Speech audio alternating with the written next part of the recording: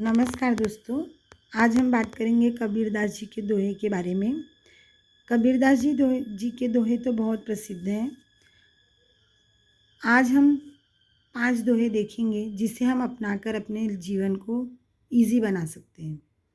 पहला दोहा है, ऐसी वाणी बोलिए मन का आपा खोए, औरन को शीतल करे आपो शीतल होए। हमें अपनी वाणी को हमेशा मीठा रखना चाहिए, क्योंकि हम जो बोलते हैं उसका सामने वाले पर बहुत ही गहरा प्रभाव पड़ता है। इसलिए हमें वाणी को बोलते समय 100 बार विचार करके बोलना चाहिए। कबीरदास जी भी कहते हैं कि हमें ऐसी वाणी बोलनी चाहिए जिससे मन का आपा खोए। आपा का अर्थात होता है घमंड। जो हमारे मन में कोई घमंड हो वो हमें नहीं दिखाना चाहिए, और हमारी वाणी से औरन को शीतल करे आपो शीतल होए। हमारी वाणी ऐसी होनी चाहिए जो दूसरों को भी शीतल कर दे और हमें भी शीतलता मिले। हमारी वाणी से कोई झगड़ा ना हो या किसी के बारे में कोई बुरी बात ना हो। हमें हमेशा ऐसा सोचकर बोलना चाहिए। अगर हम ऐसा सब प्रिकॉशन लेंगे तो शायद बहुत सारे झगड़े, जो आपसी भेदभाव होते हैं, वो मिट सकते हैं। इसलिए हमें अपनी वाणी पर विचार करना चाहिए और बड़ों को सम्मान देकर छोटों को प्यार से बात करना चाहिए। दूसरा दोहा है, निंदक मेरे राखिए आंगन कुटीर छवाए, बिन पानी साबुन बिना निर्मल करे स्वभाव। निंदक का अर्थात होता है जो हमारी निंदा करता है, जो हमारी कमियां बताता है। कबीरदास जी कहते हैं कि निंदक को हमेशा अपने आसपास रखिए, अपने आंगन में कुटी बनाकर उसको रखिए, क्योंकि वही निंदक आपका सबसे अच्छा मित्र है। निंदक जो है वो बिना साबुन पानी के हमारे स्वभाव को निर्मल कर देता है। यदि हमें बार बार कोई हमारी कमियां बताता है तो हम अपनी कमियों को दूर करके अपने आप को इम्प्रूव करने का मौका हमें मिलता है। तो हमें अपने निंदक से कोई घृणा नहीं करनी चाहिए। अगर कोई हमारी निंदा करता है तो हमें उसे पॉजिटिव वे में लेकर उस पर काम करना चाहिए कि समझो, अगर हमारे अंदर कोई कमी है और अगर मुझे कोई बताता है तो उसे मुझे इम्प्रूव करने का मौका मिलता है। लेकिन हम जब किसी की निंदा करते हैं तो हमें यह ध्यान रखना चाहिए कि हम उसके सामने ही उसकी कमियां बताएं। अगर 4 लोग बैठे और उसमें आप किसी की निंदा करेंगे तो उसमें हमारी ही गलती मानी जाएगी, हमारे ही बारे में लोग बुरा कहेंगे। इसलिए हमें किसी की निंदा नहीं करनी चाहिए। लेकिन अगर आप किसी को बताना चाहते हैं कि आप ये गलत काम कर रहे हैं या आपके अंदर ये कमी है, तो आप इतना ध्यान में रखिए कि आप उस व्यक्ति को अकेले में समझाइए, जिससे उसे भी बुरा ना लगे और वो भी इम्प्रूव कर सके। लेकिन अगर हमारी कोई निंदा करता है तो हमें उसके साथ अच्छे से रहना चाहिए, क्योंकि वही हमारे स्वभाव को, हमारे पर्सनैलिटी को बिना साबुन पानी के अच्छा बनाने की कोशिश कर रहा है। तीसरा दोहा है, बड़ा भया तो क्या भया जैसे पेड़ खजूर, पंथी को छाया नहीं फल लागे अति दूर। कहीं कहीं पर पंथी की जगह पर पंछी भी दिया गया है। तो कबीरदास जी कहते हैं कि अगर आप बहुत बड़े व्यक्ति बन गए तो क्या फ़ायदा हो गया बड़ा व्यक्ति बनने के, अगर आप अपने परिवार के, अपने समाज के लोगों के काम नहीं आते तो। इन्होंने एग्जाम्पल दिया है खजूर के पेड़ का।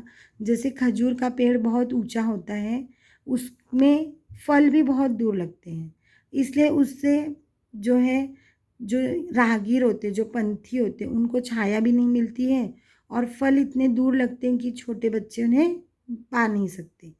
तो अगर हम अपने जीवन में कोई बड़े व्यक्ति बनते हैं तो हमें ऐसा बनना चाहिए कि हम अपने सबके काम आ सके, अपने परिवार के, अपने दोस्तों के, अपने समाज के लोगों के।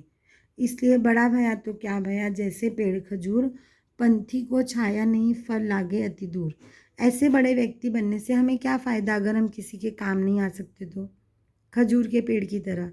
इसलिए अगर आप बड़े व्यक्ति बन जाते हैं तो आप, जिन्होंने आपको हेल्प किया है उनको भूलिए मत, उनकी आप हेल्प कीजिए, उनके आप काम आइए। अपने समाज में आप देखिए कि किसी को अगर आपकी ज़रूरत है तो आप उनकी भी मदद कर सकते हैं। चौथा दोहा है, साईं इतना दीजिए जामे कुटुम्ब समाए, मैं भी भूखा ना रहूं साधु न भूखा जाए। हम सबके अंदर कुछ ना कुछ पाने की इच्छा बनी रहती है और वो लाइफ टाइम बनी रहेगी। हम कभी भी सेटिस्फाई नहीं होते हैं। मनुष्य जो है वो हमेशा उसे कुछ ना कुछ चाहिए ही रहता है कि मैं अगर अभी समझो आपकी सैलरी बढ़ गई तो आप सोचेंगे अरे और 2 साल बाद बढ़ जानी चाहिए। तो ये तो बट ऑब्वियस है, ये होने ही वाला है।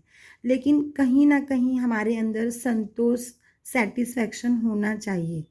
इसलिए आपको आप देखेंगे तो एक और भी कहा गया है कि गोधन गजधन बाजीधन और रतन धन खान, जब आवे संतोष धन सब धन दूरी समान। इसका अर्थ आता है कि जब आपके अंदर संतोष आ जाएगा, जब आपके अंदर सेटिस्फैक्शन आ जाएगा, तब आपको कुछ भी पाने की इच्छा नहीं रहेगी। इसलिए कबीरदास जी कहते हैं कि साईं इतना दीजिए जामे कुटुम्ब समाए, मैं भी भूखा ना रहूं और साधु न भूखा जाए। भगवान आप मुझे इतना दे दीजिए जिससे मैं मेरे परिवार का पालन पोषण कर सकूं, उनका पेट भर सकूं, वो भूखे ना रहें।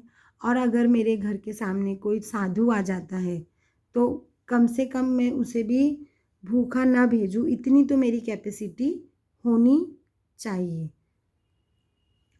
पांचवा दोहा है, बुरा जो देखन में चला बुरा न मिलिया कोई, जो मन देखा आपना मुझसे बुरा न कोई। अभी अभी हम लोग ने बात किया था निंदक की और बुरा व्यक्ति की। तो जो बुरा जो देखन में चला, हम जब किसी दूसरे के अंदर बुराई देखने चलते हैं तो हमें कोई बुरा नहीं मिला। कबीरदास जी कहते हैं कि जब मैं लोगों की बुराई देखने गया कि किसमें क्या कमी है, उसमें क्या कमी है, अगर हम देखने जाएंगे तो हर किसी में कुछ ना कुछ कमी है। कोई यहाँ पे परफेक्ट नहीं है।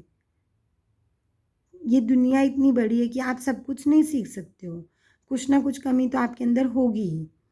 तो बुरा जो देखन मैं चला बुरा न मिलिया कोई, जो मन देखा अपना मुझसे बुरा न कोई।